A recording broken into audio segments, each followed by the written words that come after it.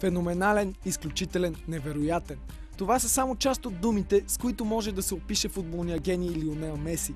Плеймейкърът, роден в Росарио, който утре ще навърши 23 години, стартира кариерата си като юноша в местния Нюелс Олд Бойс. На 11 годишна възраст лекари му намират хормонален дисбаланс, пречещ на растежа. По същото време към него интерес проявява Гранда Ривър Плейт, обаче $900 на месец за лечение им се виждат много. От това веднага се възползва спортният директор на Барселона Карлес Решач, който взима младия Лео на проби в каталунския клуб и веднага убеждава ръководството да го привлече.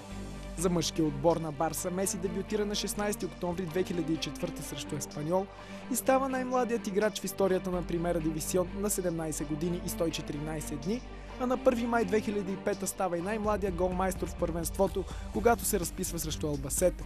От тогава той е твърд титуляр в селекцията на Барса и има спечелени 2 шампионски лиги, 2 суперкупи на Европа, 1 световно клубно първенство, 4 титли на Испания, 1 купа на краля и 3 суперкупи на страната и 88 отбелязани гола в 144 мача за тима.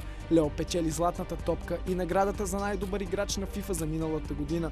С националната фланелка на Аржентина Меси прави своя дебют на 17 август 2005 в контрола срещу Унгария, но получава червен картон едва 2 минути след като влиза като резерва. Въпреки това продължава да се разчита на него и Лионел участва на световното първенство през 2006, Копа Америка 2007 и Олимпиадата в Пекин 2008, където печели златните медали.